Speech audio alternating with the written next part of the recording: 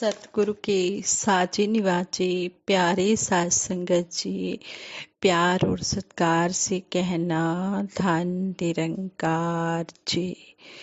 शुक्र किए जा तू मालिक का, शुक्राना ही भक्ति है। गिले शिकवे अपने लब पर ना लाना ही भक्ति है। संपूर्ण हरदेव बानी में सतगुरु बाबा हरदेव सिंह जी महाराज हमें शब्द द्वारा समझा रहे हैं कि हम हर पल इस सतगुरु निरंकार दातार का शुक्राना करते चले जाएं। जो भी समय बीत रहा है इसकी कृपा से अच्छा ही बीत रहा है, और जो आगे समय आएगा वह भी बहुत अच्छा आएगा।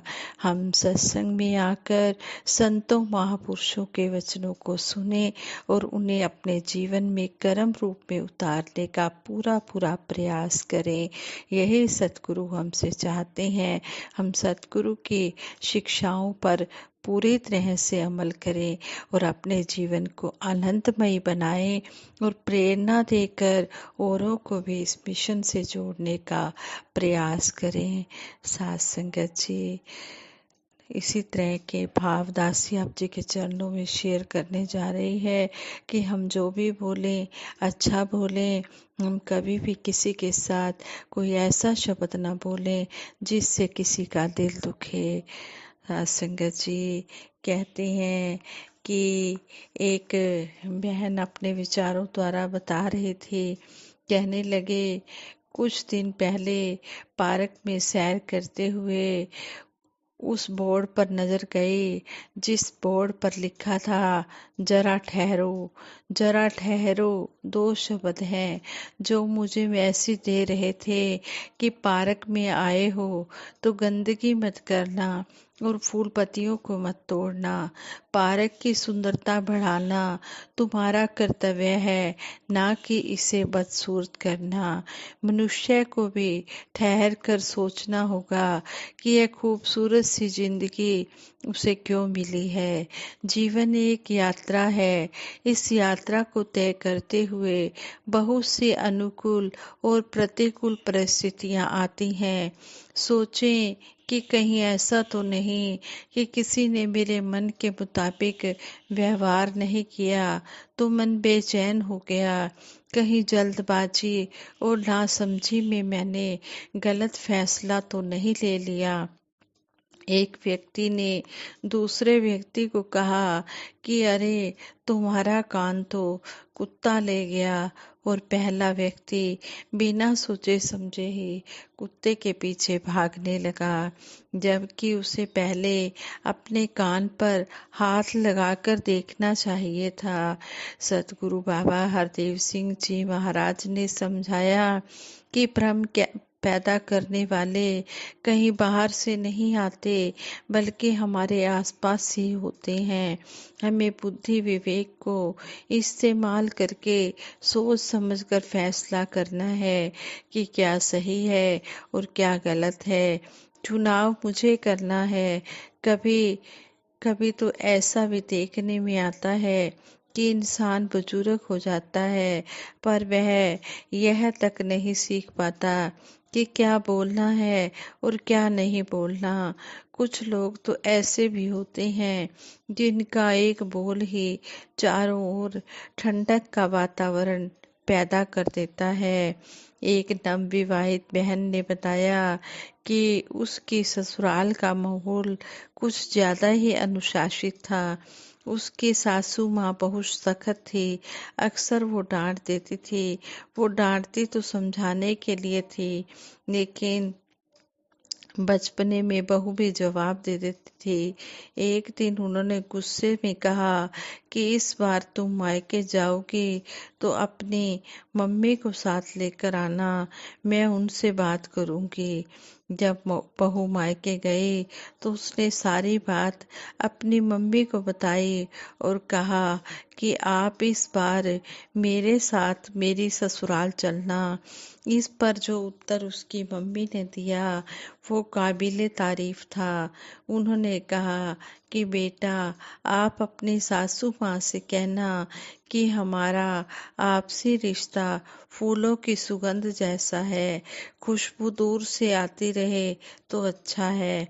जब यह बात बहू ने अपनी सास को बताई तो वो कहने लगी कि तुम्हारी मम्मी तो बहुत समझदार है। उन्होंने यह कहकर बहू को अपने गले से लगा लिया और फिर कभी भी उनके बीच तकरार नहीं हुई। इसलिए कहते हैं कि जब कभी गुस्सा आए तो ठहर जाओ, ईर्ष्या निंदा के भाव आए तो ठहर जाओ और सोचो कि क्या इससे मुझे कोई लाभ होगा। जल्दबाजी में लिए गए फैसलों पर कई बार पछतावा ही हाथ लगता है।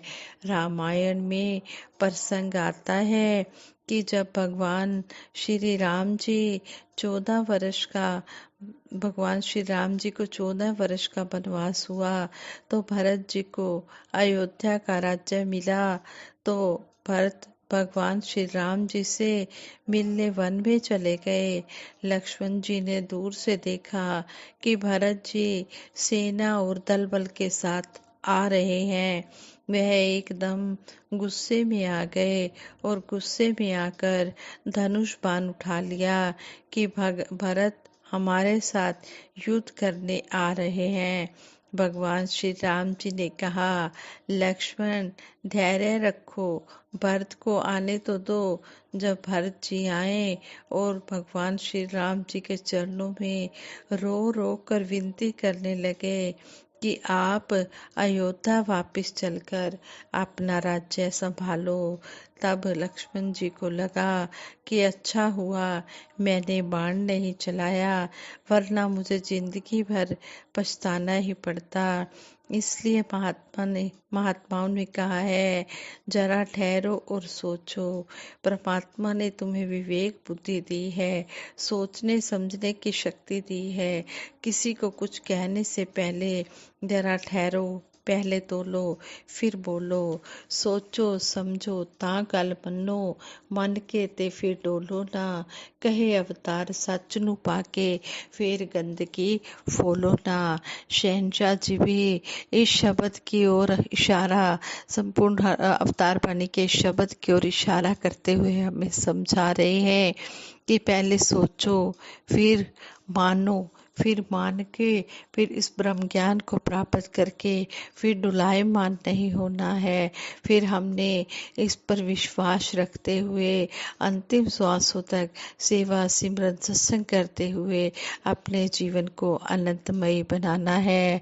सोचो समझो ता गल मन्नो, मन के ते फिर डोलो ना, कहे अवतार सच नू पाके फिर गंदगी फूलो ना। इस सत्य प्रभु परमात्मा को पाकर फिर हमने इस माया, झूठी माया में हमने लिप्त नहीं होना है। हमने मायापति के साथ जुड़ के रहना है। मायापति के साथ जुड़ने में सुख ही सुख है, आनंद ही आनंद है, जो कहीं से भी मिलने वाला नहीं है। यह आनंद सतगुरु के दरबार में आकर ही मिलता है। इसलिए दातार से यही अरदास करते हैं, हे सच्चे बादशाह, जिस तरह आप जी ने जोड़ा है इसी तरह अंतिम श्वासों तक अपने चरणों से जोड़े रखना। सारे सुख दुनिया दे पादों साडी झोली विच फिर भी मिलाई रखना। संतां दी टोली विच साध संगत जी प्रेम से कहना, धन निरंकार जी।